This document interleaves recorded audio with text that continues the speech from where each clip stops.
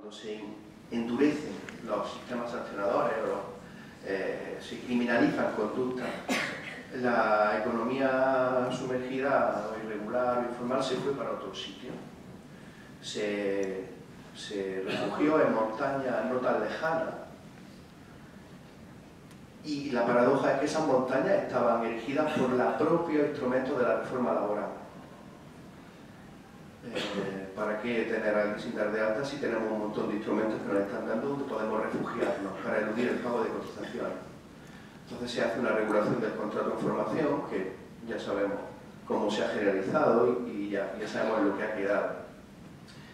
Proliferan los falsos autónomos al amparo de la consagración constitucional del principio de libertad de empresa, de derecho a la externalización, a la descentralización y, por supuesto, al socaire de las grandes bonificaciones e incentivos que se han creado para que la gente se constituya como trabajador autónomo. Se le faculta al empresario para distribuir unilateralmente la jornada del trabajador en un 10%. Y, por supuesto, se regula inequívoca e interesadamente, de forma indeterminada, el contrato a tiempo parcial, con la finalidad de que este sea la figura que consiga adelgazar definitivamente la lista del desempleo.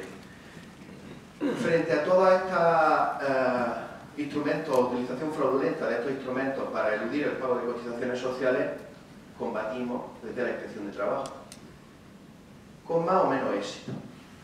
Y nosotros tendríamos que hacer una reflexión sobre algunas de nuestras actuaciones, pero con más o menos éxito, pero también con más o menos ayuda de las leyes, del legislador y de algunos jueces. Entonces, es verdad que hacemos cosas. El control tenía que ponerme aquí.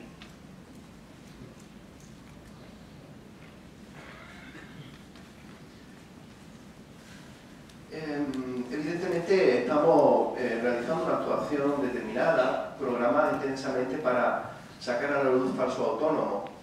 Y en este sentido está habiendo un viento favorable, una corriente favorable de una jurisprudencia del Tribunal Supremo. Voy a citar algunas sentencias, pero son sentencias recientes de hace un mes o 2 meses. Me interesa especialmente, fijaos, citar cómo el Tribunal Supremo en relación con los falsos autónomos está ampliando el campo en el que se pueden detectar estas figuras. ¿Por qué lo digo? Porque se acaba de pronunciar en el sentido de no dejar ninguna duda de que no es necesario ser subagente para ser un falso autónomo, sino también las personas contratadas con un contrato de agencia mercantil pueden, si se dan las notas definitorias de la relación laboral, e independientemente de que tengan un contrato de agencia, pueden ser falsos autónomos. Y que tenéis una sentencia muy interesante en ese sentido, no aporta nada, simplemente viene a delimitar claramente que no hay que pensar que por ser agente mercantil ya no puede ser un falso autónomo.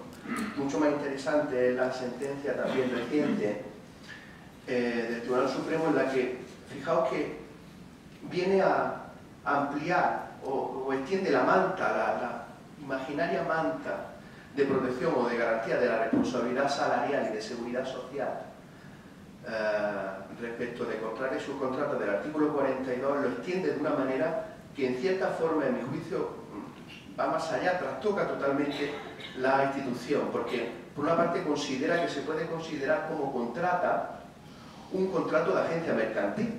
Ya no hablamos de la contrata y subcontrata que anteriormente teníamos hasta la fecha, sino que ahora considera que un contrato de agencia mercantil puede ser una contrata, e incluso dice que puede ser propia actividad, pues situaciones o actividades que hasta ahora no lo eran, porque un contrato, una intermediación no era propia actividad hasta la fecha. El Tribunal Supremo ha dado un paso adelante y fijaos que declara responsabilidad solidaria de una compañía de telefónica en los pagos de deuda salarial y de seguridad social de los trabajadores de falsos autónomos que tenían su agente que vendían los teléfonos. Aquí hemos levantado un acta de liquidación y las 2 compañeras subinspectoras están aquí por las que hemos declarado la responsabilidad de una compañía telefónica respecto de las faltas de alta que tenían aquí las empresas que eran sus agentes que vendían las líneas de internet y todo esto. Esto es un paso muy importante. Quiero decir que ahí estamos luchando contra los falsos autónomos. Contratos de formación, evidentemente sabéis, ha cambiado la regulación. Se han introducido nuevos requisitos, se han introducido nuevas intervenciones administrativas. Como todo el mundo sabe, lo que se pretende por parte del legislador es aburrir a la empresa y a los asesores para que no hagan estos contratos. ¿Vale? Aquí les salió por la calle de mi derecho, por aquí no podemos seguir, entonces lo aburrimos para que se caigan por sí solos. Y entramos en el tiempo de trabajo. ¿Qué actuaciones hacemos en tiempo de trabajo? Evidentemente yo doy por agotado el tema del registro de jornada a tiempo parcial. ¿Qué registro, qué no registro? Si firmamos, si no firmamos, qué utilizamos, si esto, si eso. Esto lo tenemos agotado y lo tenemos que... No puedo ahora hablaros de algo que en principio ya tenemos más o menos todos claro. A mí, en materia de tiempo de trabajo, me surgen dos cuestiones que creo que son polémicas per se. No debería serlo tanto una de ellas, pero la primera tiene que ver con cómo es necesario o cómo se debe, si se debe o no fijar el horario en los contratos a tiempo parcial. La segunda cuestión a la que referencia será el concebido debate sobre si es necesario registrar la jornada o el contrato a jornada completa. En relación con el primero de las cuestiones sobre el horario o la distribución en el tiempo parcial, estaremos todos de acuerdo. La experiencia nos dice todos que el contrato de tiempo parcial se ha convertido en la principal vía de escape de las cotizaciones sociales en nuestro sistema. La regulación de ese contrato, históricamente, desde el año 1999, tanto de lo que se defiende frente a lo que se establece en sus exposiciones de motivos y frente a lo que se estila en otros países de nuestro entorno, es una regulación que lo que ha pretendido es generalizar, que proliferen estos contratos a una costa de pasar por encima de la proclamada conciliación personal, profesional, familiar y formativa de los trabajadores. Pero, dicho esto, y eso es así, es verdad, así se ha concebido esa regulación indeterminada por parte del legislador, tengo que decir que por parte de la inspección no pretendemos subvertir ni cambiar la voluntad del legislador. Ni tratamos ni trataremos de retorcer ni la norma ni el espíritu de la ley para que diga algo que no dice, ¿vale? Pero para eso vamos a utilizar, y para eso vamos a utilizar los criterios interpretativos de las normas jurídicas, que son también los que utilizaremos luego en relación con el tema del registro de jornada. Me explico. Sabéis que en relación con el tiempo parcial, la ley dijo en un principio que había que recoger en el contrato el número de horas y su concreción. Luego dijo el número de horas y su distribución. Y ahora desde el año 2013 dice el número de horas y su modo de distribución. En ningún sitio dice literalmente que haya que recoger el horario. Es verdad que nuestra Dirección General, probablemente haciéndose eco de también de nuestras reclamaciones, desde la inspección, de nuestros gritos desesperados por intentar tener posibilidades de controlar esto, y ante la sangría que se estaba produciendo durante un tiempo, vino sosteniendo que a pesar de que no lo decía la norma, había que entender, porque así lo dictaba el sentido de la norma jurídica, que había que recoger el horario. Para ello utilizaba un par de sentencias del Tribunal Superior de Justicia de Castilla y León y del Supremo que eran traídas con alfileres. Ahora ya no se sostiene esa posición de forma tan contundente, fundamentalmente porque ha nacido el registro de jornada y parece que ya no es necesario. El registro de jornada iba a traer que se abrieran los mares. Por tanto, ya no es irrelevante que se pongan los horarios, porque como podemos ver en el registro qué horario han hecho los trabajadores, pues, en fin, ya no parece tan necesario. La realidad es que lo que ha cambiado, sobre todo, lo que ha hecho que se modifique esta posición de nuestra Dirección General, acercándose a la que siempre ha tenido la Dirección General de Empleo, en el sentido de que no es necesario recoger el horario, son las posiciones judiciales que ha habido, las sentencias que ha habido al respecto, que interpretan de manera muy restrictiva, porque sabéis que la norma lo que dice es que si tú no recoges esa distribución de la jornada o ese modo de distribución, el contrato se presume a jornada completa. la doctrina judicial y la jurisprudencia ha interpretado de manera muy restrictiva esa norma. Fijaos una primera sentencia, una sentencia del Tribunal Superior de Justicia de Castilla y León, que lo que dice, porque base a esta sentencia vamos a ver qué permiten los tribunales recoger en los contratos. Esa sentencia de Castilla y León dice, oiga, lo que no puede ponerse una cláusula tipo en la que el trabajador acepte que la empresa puede, según sus necesidades, pues cambiar el horario de trabajo, según sus necesidades. Esa cláusula tipo no, porque eso convierte el contrato en un contrato a llamada y dejarlo al albur de la voluntad de la empresa en todo momento. Eso no se admite. Por tanto, no vale según necesidades de la empresa. El Tribunal Supremo, admitiendo un recurso de casación, vino a decir en relación, el recurrente citaba como sentencia de contraste la anterior, la del Tribunal Superior de Justicia de Castilla y León, vino a decir, el Tribunal Supremo dijo, vamos a ver, una cosa es que se haya quedado la distribución de la jornada a la libre discrecionalidad del empresario, a su libre voluntad, y otra cosa es, y dice, esto sí está bien, que se haga constar en el contrato, este contrato es de 20 horas semanales distribuidas de lunes a sábado.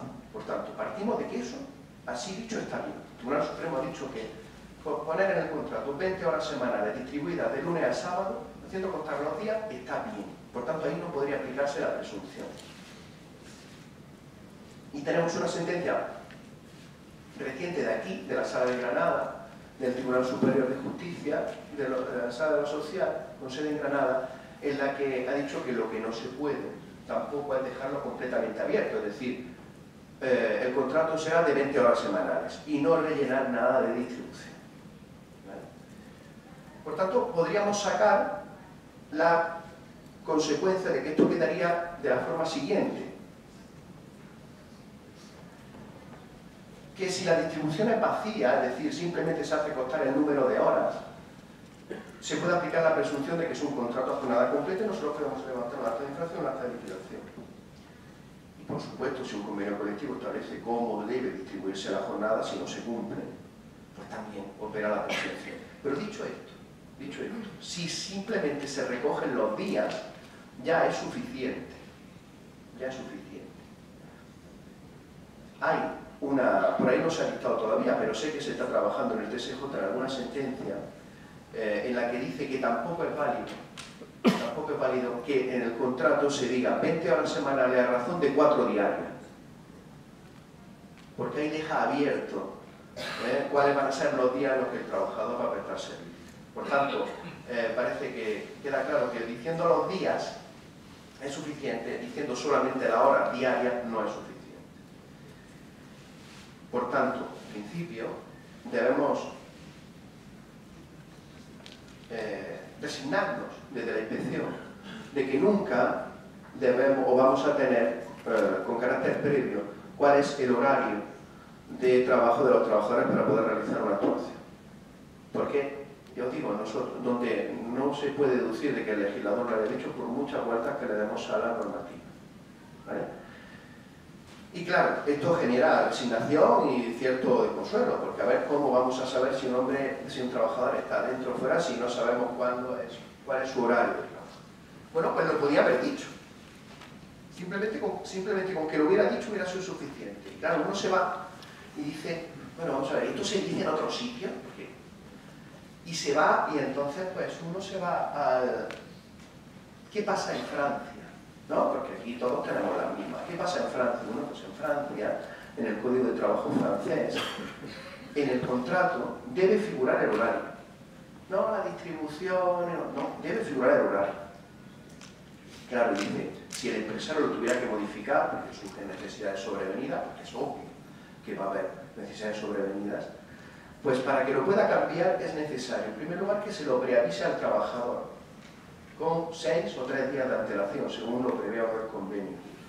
Es necesario que la causa de modificación del horario inicialmente establecido esté prevista en convenio colectivo. Es necesario que se le pague al trabajador una contraprestación en compensación por esa disponibilidad a la que se somete al empresario. Y finalmente, cuando se le diga por parte del empresario al trabajador, mira, el contrato era de 4 a 8, pero vas a tener que venir por la mañana a partir de ahora. El trabajador se puede negar. Si justifica que eso perjudica su formación, porque está apuntado a un curso, o perjudique su actividad profesional en otra empresa. Si está trabajando en otro sitio, con otro horario, pues puede negarse a esa modificación empresarial. Es una diferencia radical entre nuestra legislación y la suya. Es que no ha querido nuestro legislador que exista eso. En Italia es igual, se pueden pactar en el contrato cláusulas flexibles, que se llaman. Y esas cláusulas tienen que tener, si se pactan, tiene que haber preaviso hacia el trabajador, se tienen que pagar, tienen que estar autorizadas en convenio y pactadas en el contrato. Están sometidos a unos rigurosos controles, esas modificaciones de los horarios posteriores. Se pueden hacer, y ahí juega un papel muy importante la negociación colectiva, que en ese sentido yo he hecho en falta, con todo el respeto, de que entraran en cosas que realmente le importan a los trabajadores de las relaciones laborales, tal como hoy están configuradas. Si seguimos negociando convenios, revisando convenios, y lo seguimos revisando con arreglo a la normativa que había el estatuto en su redacción inicial, pues tendremos actualizaciones salariales y demás.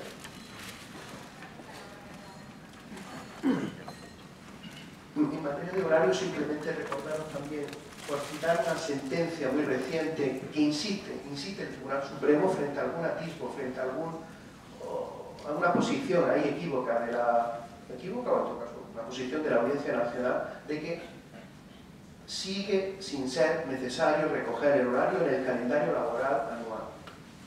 Eso la Audiencia Nacional ha venido a entrar una sentencia y la última del Supremo, totalmente reciente, mantiene que salvo que haya un convenio que obligue o un acuerdo o cualquier otro título jurídico, no es necesario recoger el horario en el calendario laboral que anualmente tiene que elaborar la empresa.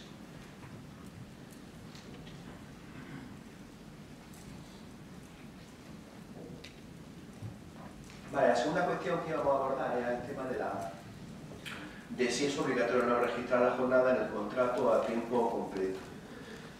Esta es una cuestión que aquí nosotros habíamos tenido. En particular, además, creo que la Inspección de Trabajo de Granada, sé que en otros sitios no era tanto, en otros sitios de España, en Andalucía no, pero que siempre habíamos manejado, habíamos considerado claramente que la jornada de trabajo hay que registrarla, aunque los contratos sean jornada completa. Siempre hemos tenido las sentencias confirmatorias del contencioso administrativo contra el contencioso, el que revisaba nuestras actas. Nunca se ha suscitado ningún problema. Y es verdad que a partir del 2015 pues se han dictado una sentencia del Juzgado Social número 1 de Granada. Sé que ha habido otra en Cádiz y en otra provincia, una sentencia del Juzgado Social número 1. A partir de ahí, a partir de esa construcción jurídica que tanto utilizamos del copia y pega, pero otros Juzgados Social también han ido en esa línea, que han dicho que el registro de jornada no hay que llevarlo a cabo, sino solamente cuando se hacen horas extraordinarias en una empresa. Bien, para poder, y voy a utilizar para poner mi posición el propio argumentario que tiene el titular del Juzgado Social número 1, probablemente, y mejor no lo presente, probablemente el mejor juez que haya de toda la plantilla de jueces de Granada, y además tenemos toda una relación extraordinaria con él, y yo he tenido la ocasión de trasladarle esto de forma verbal y por escrito. Voy a tratar de rebatir los argumentos de esa sentencia. Lo primero que tenemos que tener en cuenta, porque no lo podemos olvidar, es que en el año 94 se modificó el texto de la norma. El Estatuto de los Trabajadores hasta el año 94 decía las horas extraordinarias se registrarán, y a partir del 94 dice a efectos del cómputo de las horas extraordinarias la jornada se registrará. Eso, evidentemente, es un argumento de interpretación que ya de por sí es suficiente. Lo que ocurre es que, además, tenemos que tener presente que toda esa sentencia del Juzgado de lo Social, número 1, y otras muchas que se han dictado de forma colateral y han abordado el tema del registro de jornada y que han dicho que no era necesario tenerlo, parten de un error clamoroso, que es una cita de una jurisprudencia equivocada, y lo han ido arrastrando. Porque esta sentencia nuestra de Granada viene a decir, mire, como argumentario dice, miren, no hay que llevar el registro de jornada porque el Tribunal Supremo ha dicho que no. Y mire, ha dicho que no en esta sentencia de 2013. Y mirad la sentencia de 2013 y lo que dice es, digo que no porque lo dice una sentencia de 2003. Vamos a la sentencia de 2003. La sentencia de 2003 no dice nada más que, digo que no porque lo dice una sentencia del 89.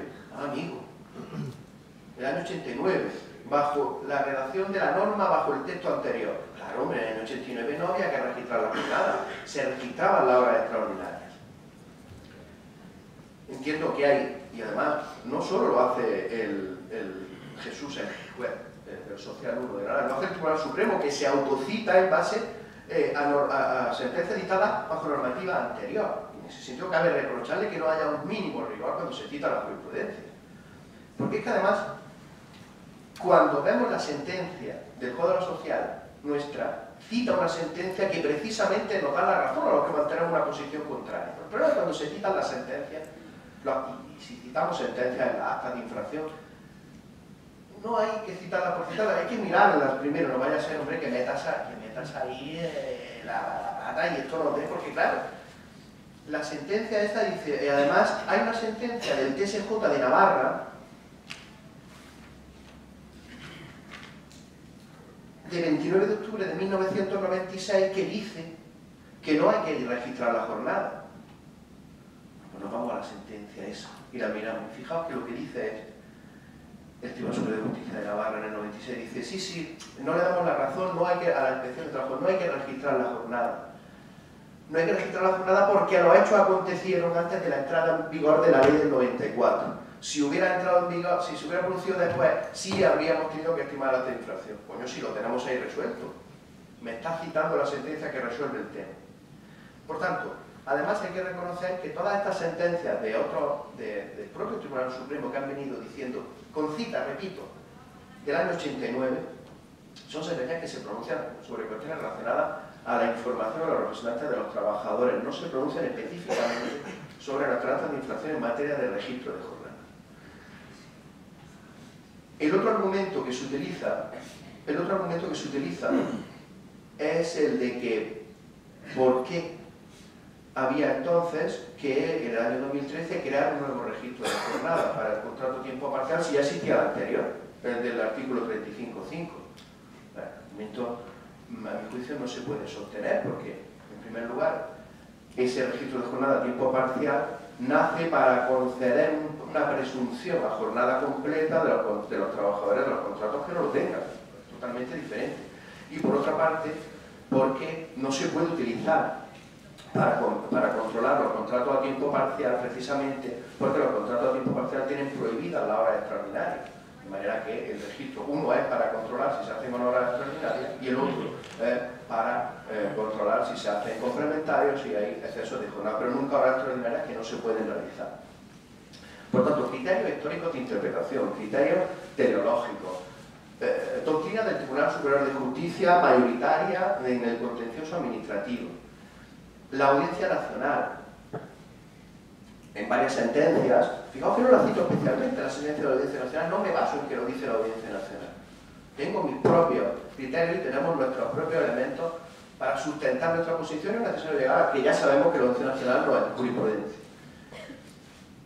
La Audiencia Nacional, que lo he dicho en 3 o 4 sentencias. Nosotros, en relación con la Audiencia Nacional, estamos a la espera de la sentencia del Tribunal Supremo, que estará al caer, ¿vale? Y a partir de ahí, todos tenéis mi correo electrónico y si nos pintan la cara, pues me lo podéis decir directamente. Esto va a pasar y el Tribunal Supremo al final va a resolver esto, va a decir si eso no es necesario registrar la jornada. Nosotros aquí, de la Inspección de Granada, y bueno, para evitar que, hombre, a la sentencia, como somos tan llanos, como dicen aquí, somos tan sencillos, pues hemos llamado al Supremo, como suele pasar en estas cosas. No tengo ni idea de lo que me hablo. Yo no llevo la ponencia, ¿no? Y nos han dicho que, para que insistamos y preguntemos cuando se informara. Ahora mismo no hay nada y todavía no se ha reunido, salvo que sea en pleno y no se ha reunido. Por tanto, todavía no hay una solución al respecto. Pero fijaos que, más allá de argumentaciones legales y jurisprudenciales, hay una argumentación que tiene que ver con razones prácticas.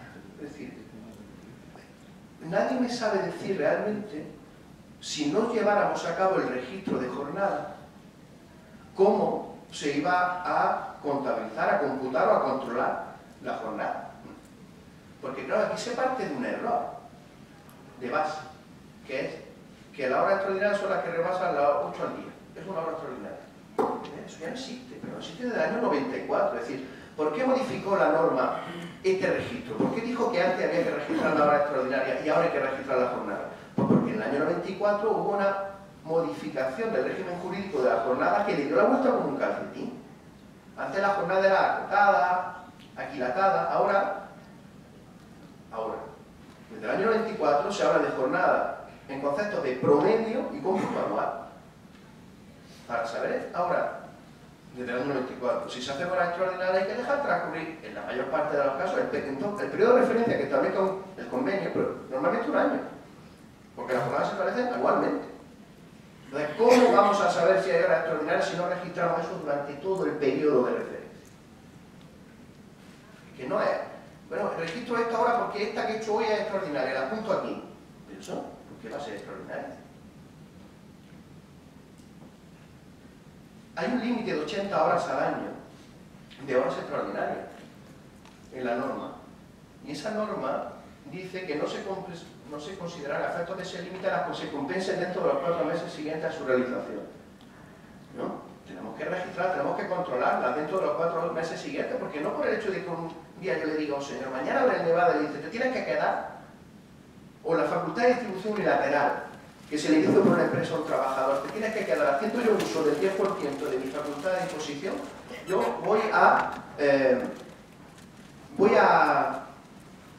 te digo que te quedes mañana. Eso no sabemos si es una obra extraordinaria. Hay hasta un año para compensarlo. Hasta un año para compensarlo. ¿Cómo vamos a saber si es extraordinaria ese día? ¿Cómo se va a notar esa hora como extraordinaria? Lo que hay que hacer es que controlar la jornada durante ese tiempo para que cuando, si no se ha compensado, podamos llamar a aquella hora como extraordinaria en ese momento. Por tanto, hay que controlar la jornada en esos términos. Hay otra solución. Por otra parte, el argumento, que en algún caso se me ha dicho, hay que registrar la jornada solamente en aquellos casos en los que la empresa declara que hay horas extraordinarias o dice que hay horas extraordinarias. No tiene ningún sentido. Simplemente para terminar, voy a hacer algunas consideraciones sobre los efectos que tiene el incumplimiento de esa obligación de registro.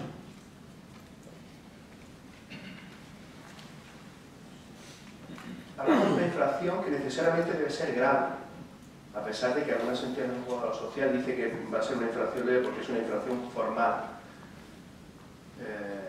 En primer lugar, se incumple un instrumento esencial para comprobar la jornada de trabajo. Por otra parte, está específicamente previsto el incumplimiento del artículo 35.5 como un incumplimiento grave dentro del artículo 7.5 de la LISOS.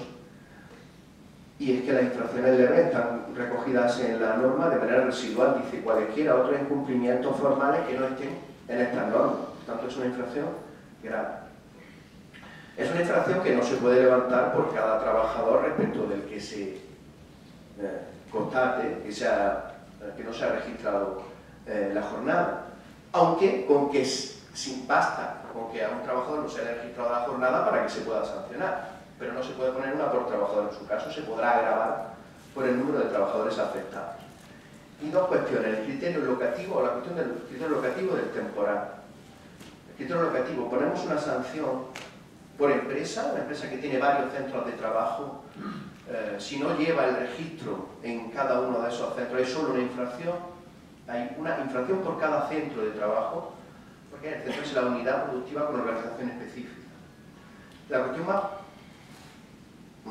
discutible es la relacionada a cuántas infracciones se pueden poner, cuántas actas de infracción se podrían poner por una empresa que ha incumplido la obligación de registro. Algunos podrían sostener que se trata de una infracción continuada, aquella que responde a un propósito preconcebido, no es en ningún caso una infracción continuada por lo que he podido estudiar y analizar, no es una infracción continuada. Las infracciones continuadas no tienen cabida, están reguladas en un reglamento de procedimientos sancionadores, en nuestro ámbito son pocas no se encuentran infracciones, no son continuadas. Lo que sí se cometen varias infracciones, es verdad, cuando se infringe la obligación de registrar la jornada. Por tanto, porque son periodos diferentes, son cómputos, periodos anuales diferentes, trabajadores diferentes, a sus salarios de forma diferente. Lo que yo sí creo es que lo que no se podría sancionar sería, mi juicio, es dos veces dentro del mismo periodo de referencia. Es decir, yo entiendo que no se podría sancionar a una empresa dentro del periodo en el que se le hace el cómputo de las horas extraordinarias, se controla las horas extraordinarias, no se le podría sancionar dos veces por no llevar a cabo el registro de jornada. ¿Vale? Esa es mi opinión, para no lesionar el non bis in idem. Y finalmente, en cuanto a cuál sería el tiempo en el que habría que conservar esos registros de jornada, yo entiendo que el periodo de prescripción de las infracciones laborales de 3 años, yo creo que debería conservarse al menos durante 3 años, aunque también tiene efectos en materia de seguridad social, efectos posibles, efectos liquidatorios, y ahí el plazo de prescripción es de 4 años. Señores, yo ya no tengo nada más que decir.